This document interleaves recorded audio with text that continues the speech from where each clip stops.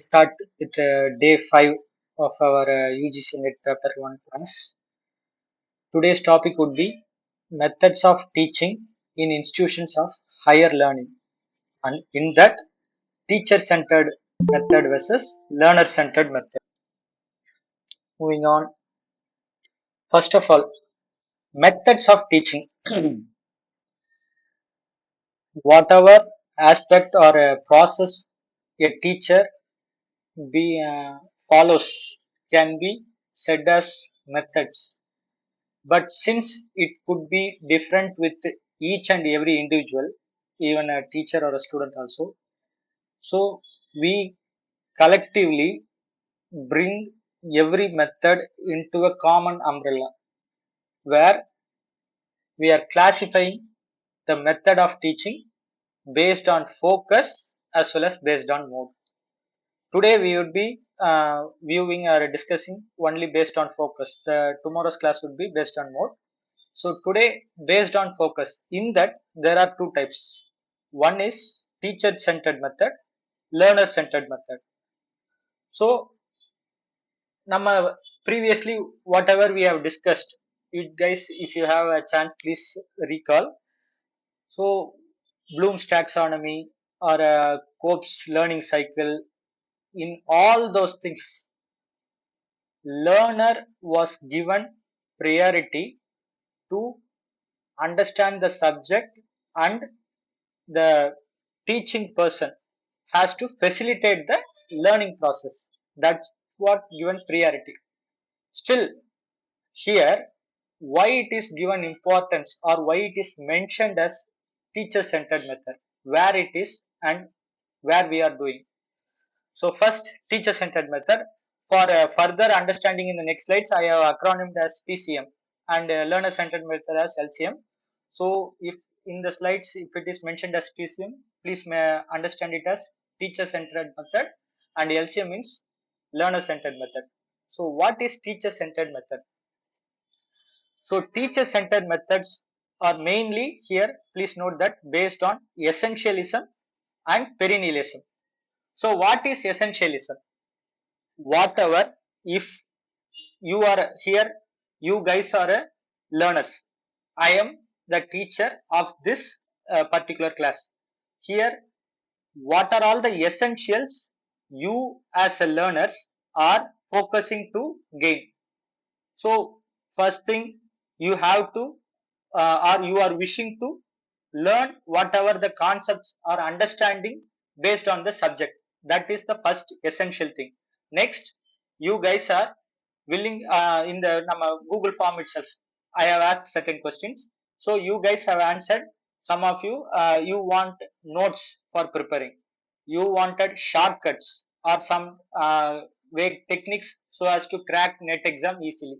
Next, uh, model questions, whatever it is being made. Then the slide should be somewhat. Even to some extent, some of you have asked recordings of the sessions what we are conducting. So these are all the essentials. My goal should be in order to focus whatever all the essential factors, and I have to cater all those needs. That is known as essentialism. So whichever class is being held or subject being taught, there are universally recognized and acknowledged certain essential points would be there for that particular subject. Those essential points should be met by the teacher handling the subject. So, those are essentialism. Next comes perennialism. Here, perennialism means philosophies. நம்ம வந்து lifelong, those philosophies are accepted by all over the world.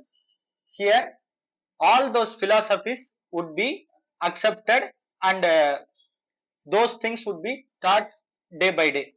So those things are called perennialism. And if you guys have come across biology group or some of the friends, you might have heard this term annual trees or annual plants, biennial plants, perennial plants. So like that, perennial means many years, more than 3 years. So whichever philosophy or a subject matter is being taught or accepted through not just 1 or 2 years but more years. Those philosophies are called perennialism. நம்மளுக்கு ரொம்ப சிம்பிளா understand ஆகுற மாதிரி பேசிக்கா சமீபத்துல கூட I have heard about philosophy from Bhagavad Gita. That is, எது நடந்ததோ அது நன்றாகவே நடந்தது, எது நடக்கின்றதோ அது நன்றாகவே நடக்குது. That philosophy, what ever happens is happening will happen. Whatever has happened in the past, it has formed in a very good manner. So that philosophy is being taught through many years. So those kind of philosophies and whatever knowledges, those things are called perennialism. So whenever a teacher is focusing on a subject, he or she should focus on these two. One is essentialism, which is related to the subject being handled, and then perennialism. This should be a common collective thing. So this should emphasize the transmission of all the knowledge and ideas by the teacher. Next, here this approach involves teachers directing the learning process, because you see here I formed a schedule. I formed a tentative schedule.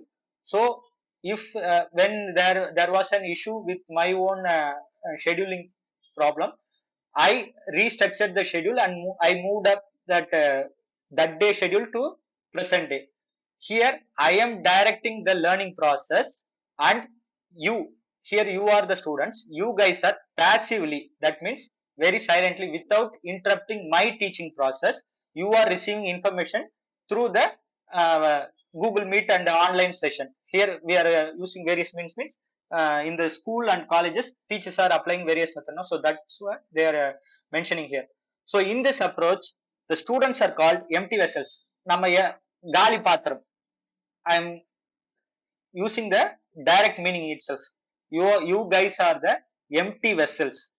Here my role as a teacher, I have to pour the knowledge into the empty vessel so that it would be filled. And here you receive the information passively. At the end of the reception, you guys will be tested and assessed. Whatever knowledge I have transmitted through you through this class, whether it is received perfectly or on what level you have understood the concept that I have taught. So that is the main idea of this approach. Next, the teacher is looked upon by the learners as an expert or an authority. So whenever in a class, when the teacher is coming, we consider that teacher should be an expert.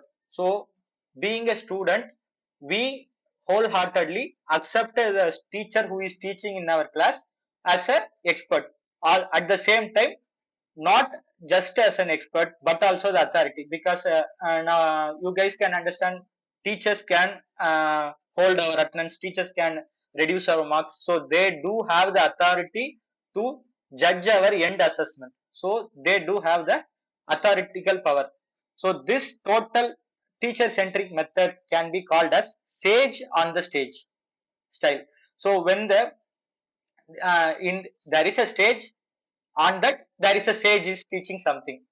நம்ம வந்து சொற்பொழிவாற்றுறது, பிரசங்கம், whatever preachings we are going, so those things could be said as sage on the stage style. So here the teacher centered model positions the teacher as the expert, where the teacher is imparting knowledge to his or her students via lectures or direct instruction.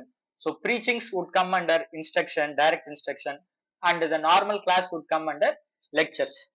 So what are all the characteristics?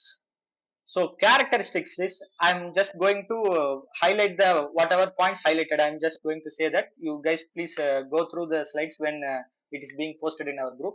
So first thing is, it is the center of knowledge. Teacher is the center of knowledge and in charge of learning. So teacher holds the knowledge power which should be transmitted in the class at that particular time. No other extra information would be brought to the students in the class. Next, students are passively receiving information.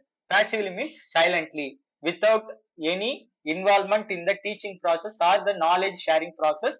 They are passively receiving the information. Next, here please note that when the teacher is the center of knowledge, the teacher's role is to be primary information giver as well as primary evaluator. So the person teaching should give all the necessary primary information, whether it is based on a textbook or any online whatever. So he has to provide all the necessary information relevant to the subject. At the end of transmission of the knowledge, the teacher should be the primary evaluator. So one person is going to teach and another person is going to evaluate means it won't be much of a proper feedback oriented system. So that person giving the information should be the evaluator. Next, they are act as the sole supplier of knowledge. No extra person, another teacher or students are not intruding in the teaching process. So since they are the sole supplier, they decide the instruction model, whatever systems and are being used. So hence they are using scripted lesson plans. They would form a note plan, a lesson plan. Previous years and all, we might have heard as teachers would be having a lesson plan. Even today also, there are certain some schools are following that method. The teacher has to write a lesson plan for that upcoming week, and from day one Monday, they have to stick down with the lesson plan. Unless otherwise there is any emergency or any unexpected thing is happening, they should not deviate from the scripted lesson plan. So hence lesson plan should be prepared by the teacher. Next, teacher centered instruction is, please note that it is fairly low tech, because hence the teacher is preparing. If you guys ask me in earlier one class, I said that I am not that much satisfied with the online class, but since we don't have the direct class option, I am preferring online class, because the online class would be somewhat due to some technical error like internet problem, connectivity issues, and slide sharing, all those things. There might be some gap would be there, would between the learner as well as the teacher. So I personally prefer offline teaching, that is direct face to face teaching. So here, when it comes to the face to face teaching, it would be fairly low tech, because I just need a board and chalk and the students who are going to learn that. So here the low tech teaching method would rely on the textbooks as well as workbooks instead of computers. But here, since we don't have that option, we are preferring for the online as well as Google Meet structure. So all the assessments would be carried out as a, here please note, this is also one of the main difference. Assessments would be made as a summative, not formative. Summative means the collection, whatever being taught. If you ask me, this is day 5 today, so I have taught a certain number of topics in these 5 days.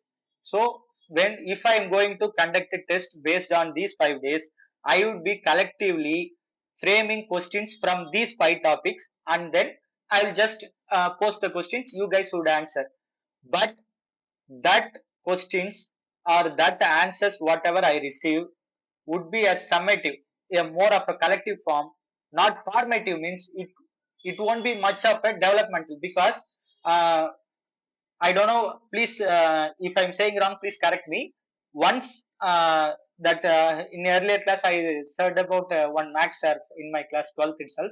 So he once said, what is the difference between state board matriculation, CBSE and ICSR?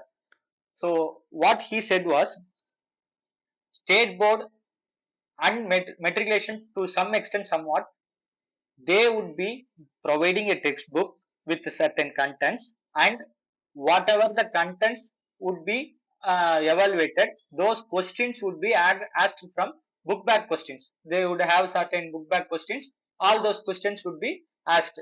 In the matriculation syllabus style, one or two questions may be somewhat creative, and when it comes to CBSE, it is 60% book back, 40% creative, or you can say it as 50-50. So the CBSE model provides both that, that is understanding and remembering process in Bloom's taxonomy, as well as creating and analyzing process in the Bloom's taxonomy. So that method would be somewhat like that. You guys would be given question based on the subject you have learned in the creative manner. Next comes the ICSR. So ICSR format. So here what I learned or what I heard is that here 80 percentage, if not 100, so the percentage may vary, please understand. So percentage may vary. 80 percentage of the questions being asked in the test or the examinations would be fully creative. Only 20% of the questions would be coming from the book bag. So the students learning through the ICSR syllabus or ICSR board, they have to how can I say, they have to uh, grasp more knowledge or the subjective material of the subjective content. Then they have to apply in the examination to answer the questions being asked. Then only they could pass the examinations. So please here, this is known as formative. Why? Because in that syllabus, I see, excuse me. So in that syllabus, the students are being tested for their own development based on the knowledge obtained. So that kind of development or developmental evaluation is known as formative evaluations. So when the method is teacher centered, it would be as a summative evaluation, not a formative evaluation. So hence, due to this issue, qualitative issues of the learner progress would be rarely addressed. So these are the characteristics of TCM. Next, what are the types of TCM? So first one is lecture, then lecture come demonstration, question answer, tutorial, team teaching. So lecture, whatever teaching process being followed in our day-to-day college life, that is known as lecture. A person, teacher would be there, students would be there, he would be providing the subjective knowledge through his own means, that is known as lecture. Here no kind of demonstration, just the conveying of information either through earlier it was board and chalk, now it is being PPT. So they will share the slides, just whatever they do, it would be considered as lecture. Even our own class could be considered as a lecture type of TCM. Next comes lecture come demonstration. What is lecture come demonstration means? The teacher or lecturer would give the lecture as well as to some extent, or if it is possible in science subjects and all, every method or every topic being taught can be demonstrated in the live class itself through some miniature models. Here why I have given Walter Levin. So please, if you guys have time, go through his lectures in YouTube. He is a Dutch physics professor. His name is Walter Levin. You don't have to have any kind of knowledge in physics. You don't have to learn anything. Just watch one video of his teaching. You would understand how it is important for a teacher to provide a uh, collective or a very interesting manner to the students. So please, if you guys have time, please watch Walter Levin in YouTube. He has a n number of videos in the YouTube. He is lecturing as well as demonstrating. You don't need to have here. All of us are from various streams of field in subject, but please note that that's not at all required. When you are watching this video, you will get a clear cut concept idea of what he is teaching. He will be demonstrating all the topics in a very effective manner. So that is lecture come demonstration. Next comes question and answer. It is also known as Socratic method. uh, Greek philosopher Socrates, so அவருடைய பேர்ல, in his name, this method is known as Socratic method. Why? Because he always posts a question or ponders a question, he seeks to find the answer for that question. So here also in teaching, when the teacher posts a question, he is instigating or stimulating the students to find the answer. In that way the knowledge is being conveyed. Next comes tutorial. Here we gather a group of students, not a very big manner, a small group of 10 to 15 limited number of students. Here we are providing the knowledge in the same lecture manner. but the focus group is given to a very limited number of students, as well as the students are encouraged to discuss somewhat within the peers. Next comes team teaching. Here, instead of a single teacher, two or more teachers are joined together. They frame the syllabus, they frame the teaching pattern and lesson plan. They themselves go and teach the students and train the students for the relevant subject or necessary subject, whichever being required by the students. So that is known as team teaching. Here more than one teacher is being taught here. So these are all the types of TCM. Next, benefits and drawbacks of TCM. So benefits, I'm gonna go fast, so please catch up. So benefits of TCM, first would be order in the class. When the teacher is holding the class, there would be no unnecessary, since the students are passively responding. So there would be order in the class without any disruptions. So the teacher has the full control of the classroom and activity. And since being fully in control, it minimize the instructor's constraints, because அதாவது எதை சொல்றாங்கன்னா, ஒரு விஷயம் சொல்ல வரும்போது, if I am going to say a important thing, since the teacher, me being having the full control, I have less concern. I don't want to worry that the student would be missing a main concept, because if I am saying, you are listening me, you would be getting whatever I am saying. So that is the another benefit. Next, teacher takes the full responsibility. So whatever being taught, or how the students grow, whatever the focused approach to research, everything would be taken full responsibility by the teacher. Because of this, teacher would be feeling comfortable, confident, and in charge of the classroom activities. Here I am providing without any disruption, I am providing the knowledge. So I am feeling comfortable and confident, so that you guys are listening. I am hoping that you guys are listening whatever I am teaching without any disruption. So last one, here please take this example also. Here I am using a mouse pointer. So when I am pointing the mouse pointer in a certain place, you are uh, indirectly or subconsciously, you are made to focus on the mouse pointer where I am pointing. So here the students always know where to focus their attention. Most probably in the class it is teacher. Here right now our mouse pointer would be the acting teacher. So next comes drawbacks. This method would works best for the instructor but not the student, because when, if even here also, if I am taking a class somewhat boring method, you guys would keep your mobiles or laptop in some place, you would focus on your own work without listening to my lecture.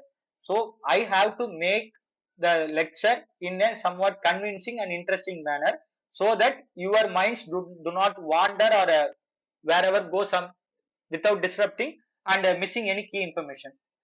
Next, after receiving my teaching, you guys are working alone, so that you are missing a potential opportunity to share the process with your peers.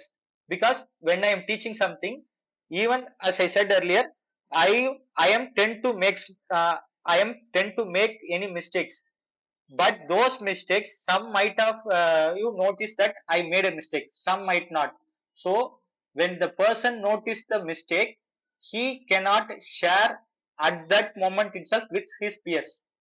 So this process misses the potential opportunity to share your knowledge within your peers. Next, here the collaboration process is discouraged, because only I am teaching, only I am saying, till the end of the class, uh, none of you would prefer or say something to disrupt the class in any manner, unless otherwise it is necessary. So you are indirectly being discouraged without for sharing any essential and valuable skill. Next, students have fewer opportunities to develop their communication and critical thinking. So when we are communicating with either teacher or our peers, the students, we can develop the communication process, as well as I have one certain idea, another person might have another certain idea. So when we are communicating and discussing those ideas, we get to develop what kind of options or what kind of thinking can be put in that thing, so that we can develop our critical thinking skills. So these are the total of TCM, that is teacher centered methods. Now moving on to learner centered methods. Learner centered methods emerged mainly in the 19th century, because there they recognized, previously in our India we do have a collective system called Gurukula Murai, where whatever the teacher says that is right, where even if it somehow destroys the student also, most probably the teachers won't do that. Still there were some cases. So those things, we had a Gurukula structure, where we can learn only one thing or one or two things, that's all. So based on that, in the 19th century, the active role of learners has been recognized in constructing the knowledge. Then it emerged as learner-centered method. So here, learning is viewed as a dynamic process, not a static process. Other static na simple alama. Dynamic means it changes every day. It changes and evolves both for the teacher as well as the student, as well as the process, the teaching process. Here, learners actively engage, reflect. So again, coming to Bloom's taxonomy, we understand, remember, then we move on to analyze, assess, at last create. Here that reflection comes on based on our own life principle. So we are constructing a meaningful understanding. So here it involves active manipulation, construction, and all those things, whatever here. So the student is being manipulated or driven to a certain point, so that they can relate whatever being taught to them in a very progressive manner with their own subject as well as the teacher. So the student has to understand the teacher subject also. At the same time, he has to reflect the whatever being taught in his own life also. So here it is known as manipulation, construction, reflection. So all those things, at the end, through all this, they get a meaningful learning experience. So here it is known as, this method is known as guide on the side. There it is sage on the stage. Here it is guide on the side, because the teacher would be in the sidelines. Not, he won't intrude in the flow of the learner process. Because we can take example our own thesis process also, PhD or MPhil, whatever. We are working on a hypothesis or a research problem. So we are proceeding towards that problem. Whenever there is a thing is required regarding that problem, we seek guidance from our guide, or equivalent some co-guide or whatever staff. So once or after providing whatever guidance necessary, again they would take a step back. That those guides would not interfere in our own research process. So here we PhD as well as MPhil scholars can be called as student-centered learning model examples. So where here more equanimity means equal response. So would be given between the teacher and student. Both play a role in the learning process. Next, the teacher still exercise authority here. So when the learner is doing, our guide has some if what we are doing some research, what we are doing it is wrong.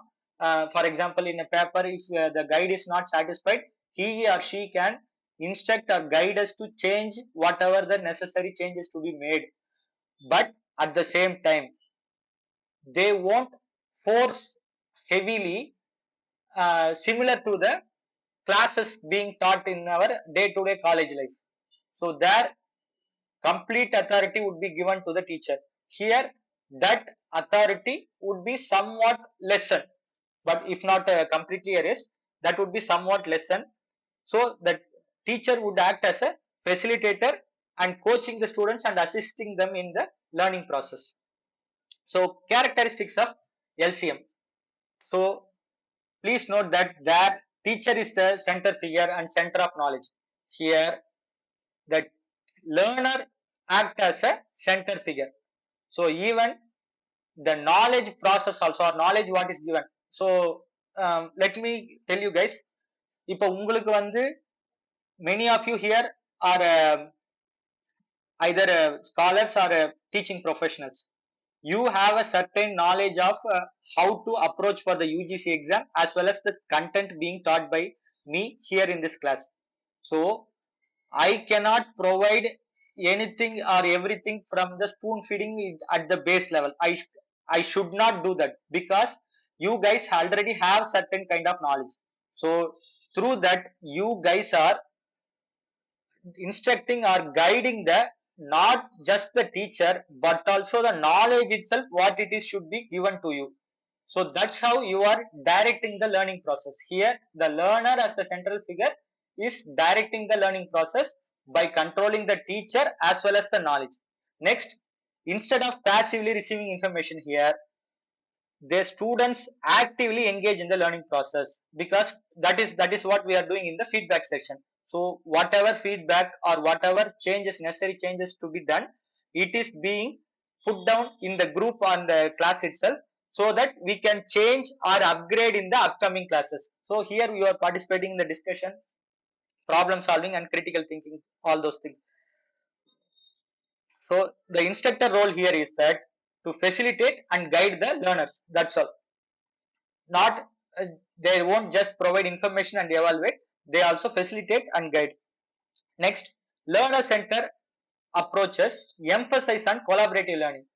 So all the students, teachers and relevant people, நம்மளுக்கு best example, we do have a Google Scholar or whatever, we collect the relevant data or relevant articles from the Google Scholar and Google whatever websites you are using. There, instead of meeting the directly the scholar or the person who have written the article, we are downloading that particular article, we are gaining knowledge, we are sharing. If it is possible, we are mailing that concerned person to ask for more knowledge. It is being happened, as well as we are discussing with our fellow scholars or our staff. So all we are collaboratively learning the content which is needed to be learned. So not only teachers, also from peers. So knowledge acquisition here is a more of a dynamic and interactive process. Next point is, it is high tech. So technology is often integrated. Students cannot be confined to learning whatever it is given just based on the textbooks and notes alone. So even today now, in the school books they have given QR codes and bibliography, all the website links, whatever is being given, they are proceeding with the learning process to facilitate uh, all the technology is available for learning. So we use all the computers, online resources and various multimedia tools. Even the presentation of PPT also comes under this. So it enhances the learning experience. Next, assessment, that is here both formative and summative. So I'm taking again the example of our own thesis submission itself. When we are presenting our thesis in the Viva examination, we are both evaluated formatively as well as summatively. So summative means we are presenting our 3 or 4 years, whatever number of years we took, we are presenting a collective data in the PhD Vivavos. There we are presenting all the informations. So that teacher or the people sitting there, external examiner or whoever person is sitting there, they are evaluating our trajectory of growth there, so that they understand how we have done in our research in a very very good manner. It can be briefly explained by the research framework. Next comes the formative. So every time, no matter a PhD registration or a PhD Viva was, I somewhat felt a question is being asked at all times. What is the relevancy of your topic to present day or present problems? When you are focusing on a research problem, that should be somewhat, or your research should provide a very good development process in the relevant subject area where you have done your research. So it should add a feather as a knowledge in the crown of that subject. So all the assessments would be both formative as well as summative. Hence, they would receive continuous feedbacks to the providing continuous feedbacks to the learners, and wherever the progress should be made, we can, it can be said as in coursework viva, and then pre-thesis viva, and the final viva. There we would be given feedback by the external as well as the guide, or whoever person sitting there. We will be given feedback, and whatever the changes we have to make, then we are making the progress there. So these are all the characteristics of LCM. Next, types of LCM. So first one is discussion. So that is GD, group discussion. Here a topic is given, a number of people would be formed into a group. They would be discussing regarding to the topic, and they would share their own knowledge. It includes teacher also. He would be sitting there providing knowledge, as well as he would be sharing his own knowledge. Next comes panel discussion.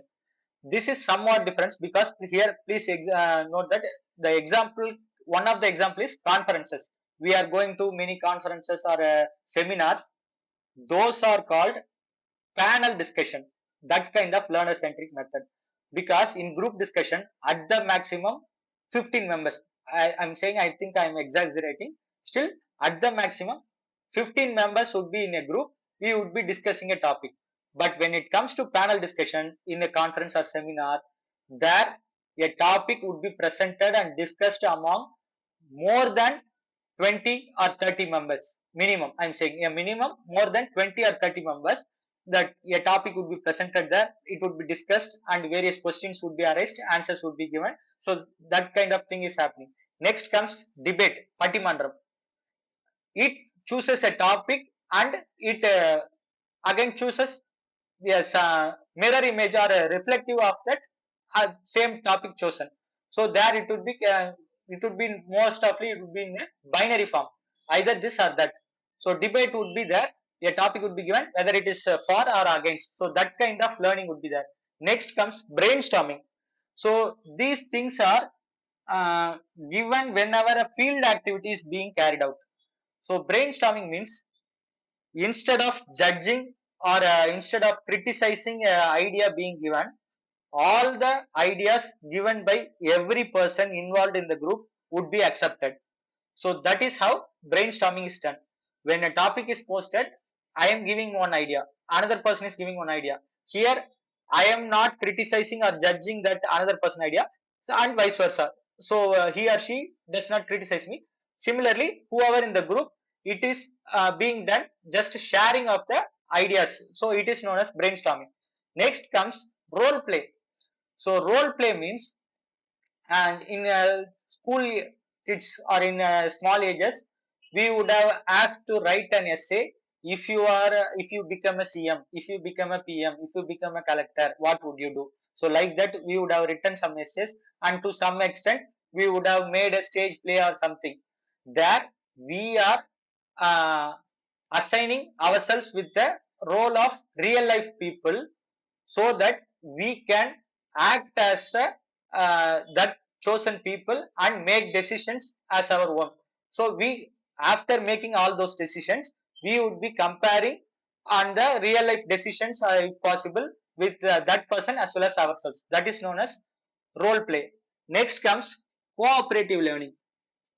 Cooperative learning means, each and everyone is willing to share, and whatever similar to project work, you guys take that example, assuming everyone is working in the project efficiently. So in a group project, everyone has certain type of knowledge, they would be sharing and lending a helping hand with each other, so that in collective manner they would be completing the project. So that is known as cooperative learning. Next, case studies. Nowadays, in PG, students are being given case studies to learn the subject, where real life examples would be given. So their thorough analysis would be made on that certain problem, all those things. Next, inquiry based. Again, it is similar also, question answer based, but here the question is asked by the student or the learner. So the whatever thing they are posting the question and pondering it over, then they are grasping the knowledge or understanding the knowledge about the relevant subject and seeking answers to that questions posted. Next is experiential learning. Here, best example is real life our own cooking process. If I am being taught of cooking, instead of talking, I would be just sent into a cooking area. I have to cook whatever I have been taught. Either it is sambar sadam or whatever I want to cook. So I have to. Here I am practically learning on how to cater here. So certain type of meals or cookings would be easy. There are certain things. For example, I tried once making a pizza, homemade pizza in my home by following a YouTube. There they have said that 8 minutes. When I kept the microwave oven for 8 minutes, it came as a rusk biscuit, more of hard. நம்ம ஊர்ல நாய் biscuit ன்னுவாங்க. So that kind of pizza it was formed. Even dog itself didn't eat my food. That's what happened. Next, in the next upcoming, I changed the timer based on my own previous experience as 2 to 3 minutes. Then it was somewhat okay. Then this applies also for swimming. So instead of reading everything, the person would be pushed inside the well or a lake. They would be practically swimming, then driving. All these are known as experiential learning. So these are the types of learner centered methods, LCM. So next comes benefits and drawbacks. So benefits of LCM: education becomes more shared experience, not only but between the student and the instructor, but also between the students itself. Next, students build both collaboration and communication skills. So when we are communicating with the different types of people or a different type of students, we tend to gather whatever collaboration process, as well as our communication skills would be improved. Next, students would be tend to be more interested in learning.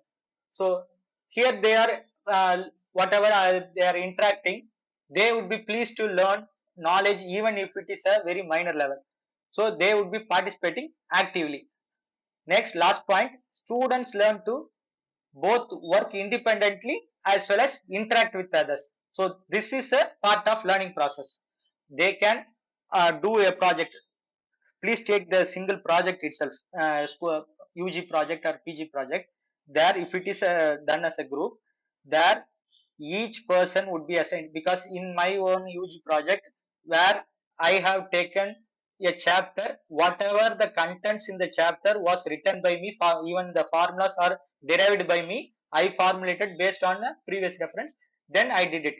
Another person did the drawings, and likewise we did our work independently, as well as we interact with each other, so that whenever there is a trouble in writing the final project report, we helped each other. So that's how learning process is done in the LCM. Drawbacks here means, since students are feel free to interact, the classroom would be always noisy or chaotic. So more noises நம்ம பேச விட்டோம்னா kids students would be talking not only subject, they would also be discussing very many things. So classroom management would be an issue for the teacher. So he cannot efficiently process the instructional activities. So let's focus on the lectures means, some of the important information might be missed out. So when the students are discussing with themselves, teacher do not involve much actively in the LCM process. So he may not share the relevant or very important key potential information in that topic. Next point, collaboration is considered beneficial, but this approach may not feel ideal for students who prefer to work alone. So there are some people recently in here in our department, when first year students gone for IV, one of the professor asked me to assign some kind of work, research work similar to research work. He asked me to assign to the students who didn't go for the IV. So what I did was, I told them to form a group of 2 members each. I told them to form two each. A group should consist 2 members, and then they would bring a topic and they would do a research and questionnaire, everything and all. In that forming of group itself, there was 2 students where they prefer to work alone. So one reason was, one of the student is a foreign student, who does not communicate easily with the students present in this environment. So hence she does not want to collaborate with anyone. She preferred to work alone.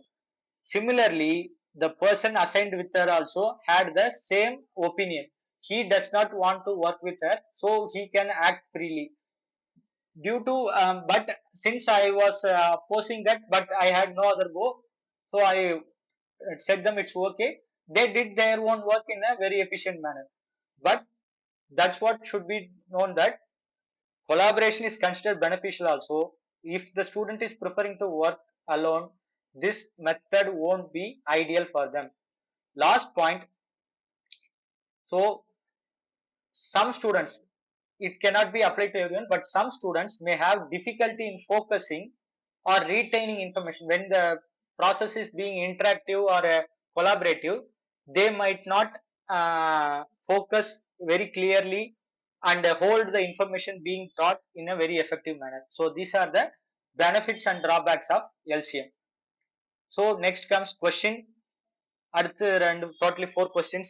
Please note, when I am changing the slides you would be answering. கொஞ்சம் fast and பண்ணுங்க. We will be doing that.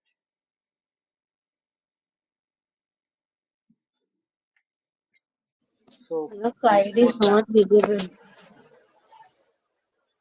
which one ma'am? Is it visible now? இப்ப தெரியுதா? No, sir. I just again joined. Just a minute.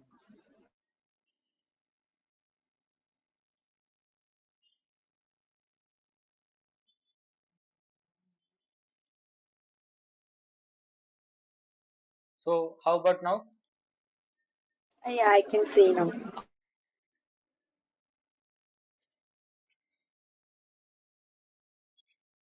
Please post the answer in the group. Time ஆயிடுச்சு, we can sign off. First one, so first one as well as second one. I'm changing the slides. Please note down the answer. So first one is D, brainstorming.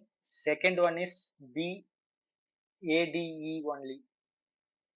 So questions will be posted in the group. So please do that. Okay.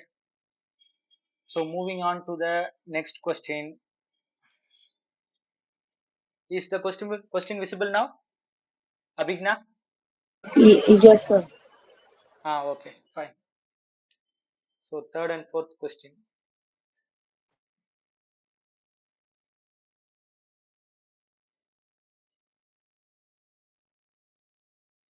See, please note that whatever questions being posted here in our slides, that though it is taken from previous year questions also, we might not expect the same question in the upcoming exams. So please note that this is a model of a question.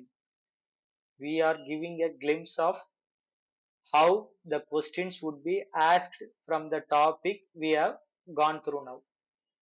So you just understand how to evaluate the question within minutes and then answer, so that you can save your time in the paper one. So I'm moving on to the answer. Have you guys have answered here? Okay, C, fine. So here, okay, answer is C as well as B. Third one is C, fourth one is B. So that's all. Today's class is over. So any questions? Thank you.